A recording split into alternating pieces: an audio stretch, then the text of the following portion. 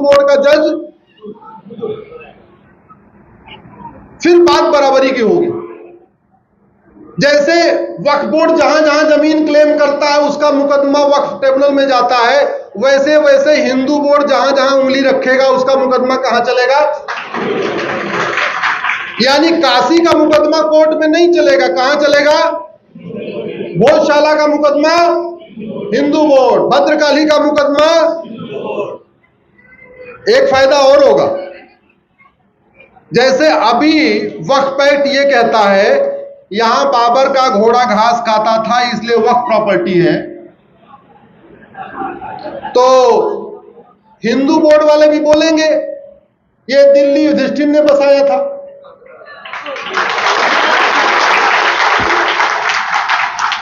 ये पूरा का पूरा राम की भूमि है, भगवान राम ने तो पूरा अखंड भारत बनाया था ना।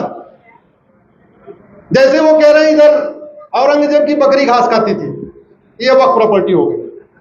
इधर हुमायूं का ये हो गया, इधर लोधी पता नहीं क्या करने आता था, ठीक है। तो ऐसे ही कर रहे हैं ना, यहां लोधी, यहां खिलजी, यहां बाबर, यहां हुमायूं, यहां तुगलक, यहां शेरशाह, यहां ऐबक, ऐसे बता रहे हैं। फिर तो वो सारा अधिकार हिंदू बोर्ड को भी मिलना चाहिए। जितना बड़ा क्षेत्र युधिष्ठिर का था, जहां तक उन्होंने राजसूय यज्ञ किया था वो पूरा किसका? भगवान राम का घोड़ा जहां तक गया था हिंदुओं। जिसको गाजियाबाद कहते हैं, पहले गजप्रस्थ था, पांडवों ने 5 गांव मांगा, उसमें से एक गांव गाजियाबाद था जिसको गजप्रस्थ थे, तो पूरा पूरा गाजियाबाद किसका? भगवान कृष्ण ने दूसरा गांव मांगा था तिलप्रस्थ, जिसको आज की डेट में फरीदाबाद कहते हैं, तो पूरा फरीदाबाद किसका? भगवान कृष्ण ने तीसरा गांव मांगा था पानप्रस्थ, उसको आज की डेट में पानीपत कहते हैं, तो पूरा पानीपत किसका? चौथा गांव उन्होंने मांगा था सोनप्रस्थ, जिसको आज की डेट में सोनीपत कहते हैं, तो सोनप्रस्थ किसका?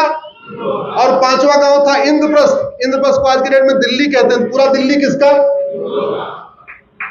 जौनपुर का नाम पहले जमदग्निपुरम था, तो पूरा जौनपुर किसका? मिर्जापुर का नाम पहले विंध्याचल था, पूरा विंध्याचल किसका? होशियारपुर का नाम पहले विदेह था, तो पूरा होशियारपुर किसका? ये बात हुई कि नहीं बैलेंस? या तो भैया वक्फ एक्ट आप खत्म करो, और नहीं तो वक्फ एक्ट जैसा ही कानून बनाओ, हमें कोई दिक्कत नहीं। वो पिछले 500 साल की जमीन क्लेम कर पाएंगे, क्योंकि 15वीं शताब्दी के पहले हिंदुस्तान में कोई मुस्लिम था ही नहीं। बाबर से पहले भारत में कोई भी कन्वर्टेड हिंदू था ही नहीं। जितने कन्वर्टेड हिंदू आज आपको दिख रहे हैं सब बाबर के बाद आए। और यहां पूरा इतिहास है, पूरा भूगोल है, वेदों में लिखा हुआ है, कहां भगवान जमदग्नि का आश्रम था, कहां भगवान भारद्वाज, महर्षि भारद्वाज का आश्रम था, कहां कश्यप जी का आश्रम था, कहां किसका आश्रम, पूरा लिखा हुआ है। फिर तो पूरा पूरा वो क्षेत्र किसका हो जाएगा? ये कांग्रेस की मक्कारी का नतीजा था। ऐसा एक घटिया कानून बनाया जो बाद में बहुत बड़ा नासूर बन गया है, और आज की डेट में उसके पास 10 लाख एकड़ जमीन है, 2-4 एकड़ नहीं, 10 लाख एकड़। मालदीव का क्षेत्रफल 75,000 एकड़ है, और भारत में वक्फ बोर्ड के पास 10 लाख एकड़ जमीन है। यानी भारत में वक्फ बोर्ड के ऊपर 13 मालदीव बन सकते हैं। सिंगापुर का क्षेत्रफल 1,80,000 एकड़ है, वक्फ बोर्ड के पास 10 लाख एकड़ जमीन है, यानी भारत में वक्फ बोर्ड के ऊपर 5 सिंगापुर बन सकता है। बहरीन का क्षेत्रफल 1,90,000 एकड़ है, वक्फ बोर्ड के पास 10 लाख एकड़, यानी 5 बहरीन बन सकता है। हांगकांग 2,75,000 एकड़, वक्फ बोर्ड 10 लाख एकड़, यानी 3 हांगकांग बन जाएगा, फिर भी 2 लाख एकड़ जमीन बची रहेगी। डेनमार्क 3,45,000 एकड़, फिनलैंड 3,90,000 एकड़, मॉरिशस 5 लाख एकड़, यानी भारत में वक्फ बोर्ड के ऊपर 2 मॉरिशस बन जाएंगे। लग्जमबर्ग 6 लाख एकड़, साइप्रस 8 लाख एकड़, जॉर्जिया 9 लाख एकड़, और भारत में वक्फ बोर्ड के पास 10 लाख एकड़ जमीन।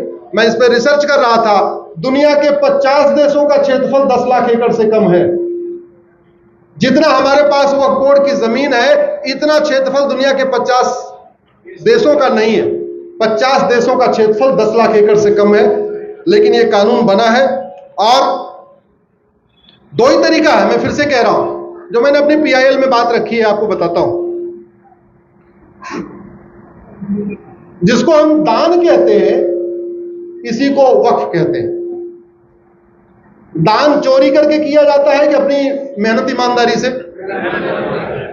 अगर मुझे पैसा दान करना है तो मैं अपनी पॉकेट से निकालूंगा या आपकी पॉकेट मार के करूंगा?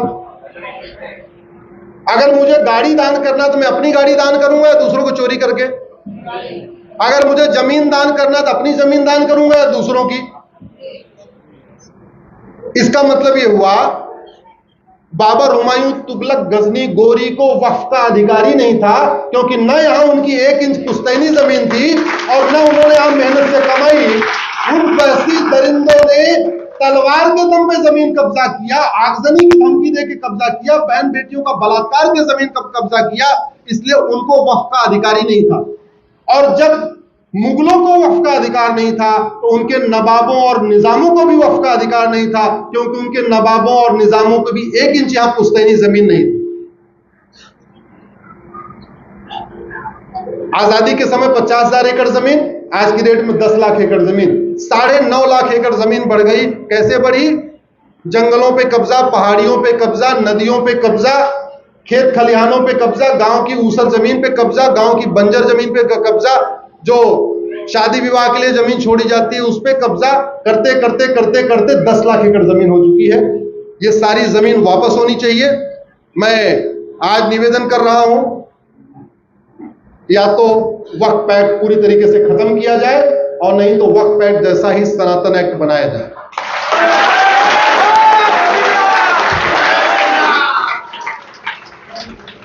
अगर आपके गाड़ी के पहिए में 44 छेद हो जाए तो आप पंचर बनवाते या पहिया बदलते?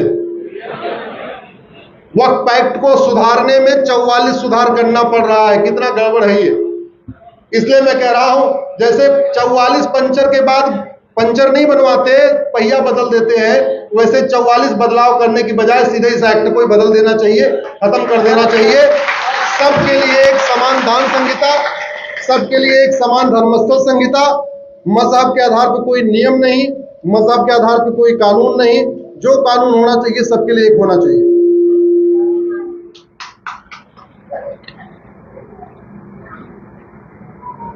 टाइम पूरा हो गया?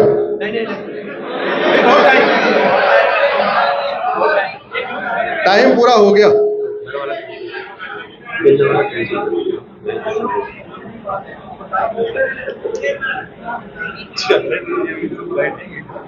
छह बजे तक वो नहीं, 6 बजे तक रहेंगे, कोई हिलेगा नहीं।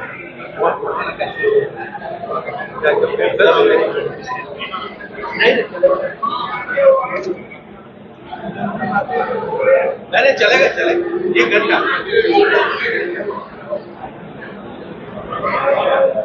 चलो फिर थोड़ा आपको मैं होमवर्क भी दे देता हूं। आप में से कितने लोग फेसबुक यूज करते हैं? सब यूज करते। आपने अभी तक अपने फेसबुक पे अपने जान पहचान के अपने रिश्तेदार नातेदारों को जोड़ा होगा। मैं आज आप लोगों से आग्रह कर रहा हूं, जो 5000 की लिमिट है ना, उस लिमिट को पूरा होने दीजिए। आप फेसबुक पे 5000 लोगों को जोड़िए। जोड़ने का तरीका यह है, आपका नाम राम कुमार है तो सारे राम को जोड़ लीजिए, रामचंद्र को भी जोड़िए, राम अचल को भी जोड़िए, राम यादव को भी जोड़िए, राम पासवान को भी जोड़िए, राम शर्मा को भी जोड़िए, राम उपाध्याय को भी जोड़िए, जितने राम है सबको जोड़ लीजिए। आपका नाम अगर उमा है तो सारी भारत की उमा को जोड़िए, कम से कम 5000 उमा का एक ग्रुप बना लीजिए। उसमें यह मत देखिए उमा कहां की है, बंगाल की है, गुजरात की है, कहां की है, जोड़िए। क्योंकि बहुत सारी चीजों की जानकारी नहीं है। ट्विटर पे 5 करोड़ लोग यूज, भारत में 5 करोड़ लोग हैं और फेसबुक 50 करोड़ लोग यूज करते हैं।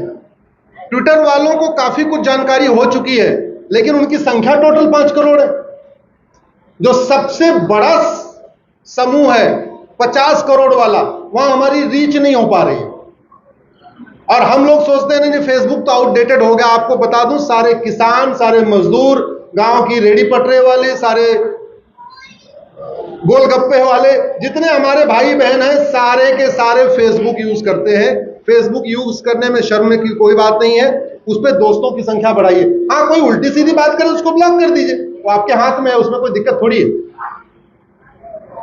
और समस्याओं का मूल कारण और स्थायी समाधान लिखना शुरू करिए। भारत की जितनी समस्याएं हैं, इसमें से कोई भी समस्या लाइलाज नहीं है, इसमें से कोई भी समस्या ऐसी नहीं है जिसका इलाज न किया जा सके।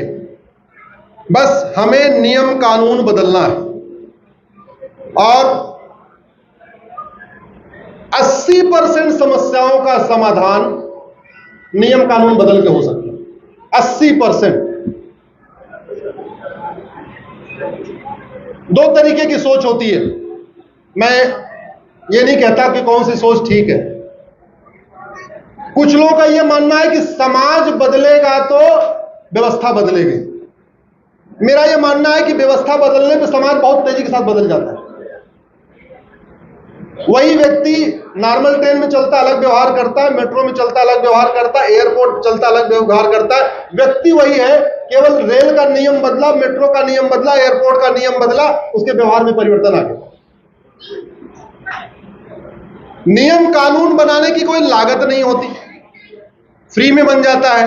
जब फ्री में बन जाता है तो पहले फ्री वाला काम कर लेना चाहिए। उदाहरण के लिए, एक के बाद यहां हत्याएं होती रहती हैं, लेकिन सजा नहीं मिलती, और सजा नहीं मिलती इसलिए हत्याएं होती रहती। जितना अपराध भारत में इतना सिंगापुर में तो नहीं है। जितना अपराध भारत में इतना अमेरिका रूस में भी नहीं है। यहां तो हम लोग बार बार कहते हैं हमारी एकता बढ़नी चाहिए। एकता में बाधक क्या है उसको समझिए।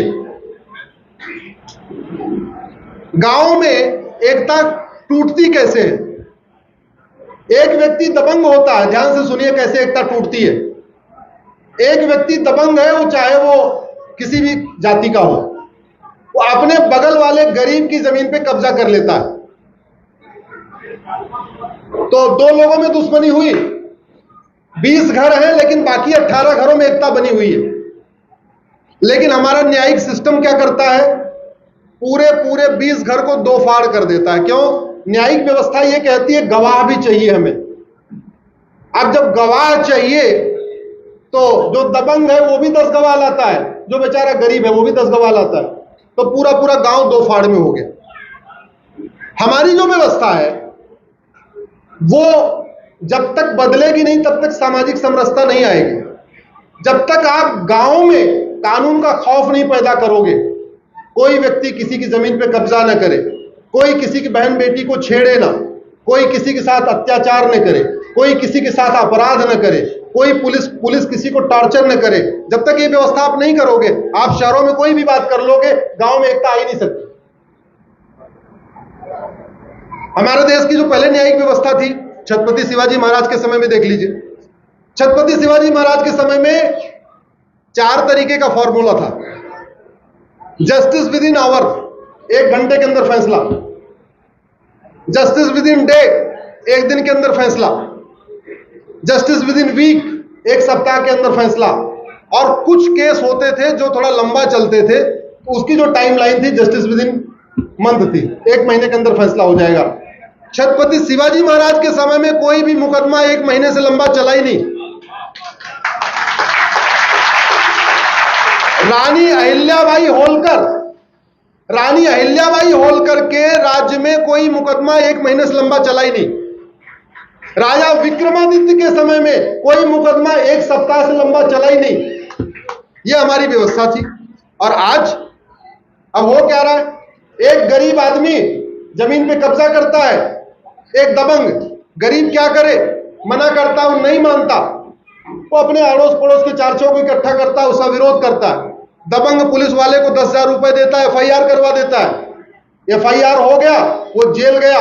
अब मुकदमा शुरू होता है, इधर से 10 गवाह चाहिए, उधर से 10 गवाह चाहिए। मुकदमा चलता है 30-40 साल तक। तो 40 साल तक वो गांव 2 फाड़ में टूट जाता है।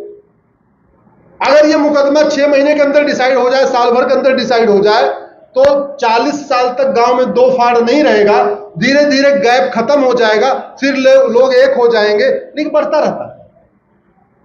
जमीन के मुकदमे 30 साल 40 साल क्यों? क्योंकि भारत में झूठ बोलना पाप तो है, लेकिन झूठ बोलना अपराध नहीं।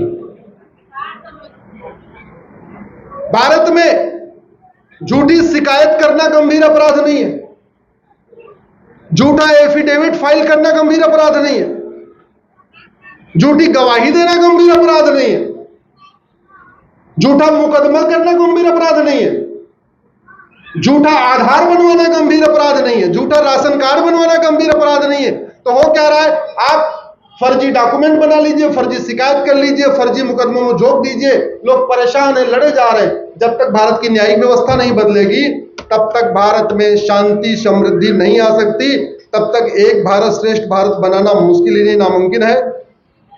मेरे साथ पीछे वो खड़े हुए हैं राजकमल जी, मुझे इशारा कर रहे हैं कि अभी यहां से इस्कॉन मंदिर भी पहुंचना है, इसलिए आप बात को अपनी खत्म करो। तो मैं अपनी बात खत्म कर रहा हूं, आप लोग जोर से उठ जाइए। मैं आगे आगे कुछ बोलूंगा, आप दोनों हाथ उठा के बोलिए, मुझे चाहिए आजादी, हमें चाहिए आजादी। आपको यही बोलना है, हम आगे आगे बोलते हैं। गुलामी के नाम से, गुलामी के निशान से, गुलामी के इतिहास से, गुलामी की कुरीतियों से, गुलामी की कुप्रथाओं से, गुलामी की शिक्षा से, गुलामी की चिकित्सा से, गुलामी की पुलिस व्यवस्था से, गुलामी की न्यायिक व्यवस्था से, गुलामी की चुनाव व्यवस्था से, गुलामी की संस्कृति से, घूसखोरी कमीशन खोरी से, नशा तस्करी मानव तस्करी से, माओवाद नक्सलवाद से, अलगाववाद आतंकवाद से, जिहाद मजहबी उन्माद से, रोहिंग्या बांग्लादेशी घुसपैठ से, जिहादी मिशनरी धर्मांतर से, लैंड जिहाद लब जिहाद से, मजहब के आधार पर योजनाओं से, मजहबी नियम कानूनों से, मजहबी बोर्ड मजहबी मंत्रालय से। बोले भारत माता की, भारत माता की, भारत माता की। प्रतिज्ञा करना कि हम लोग QR कोड स्कैन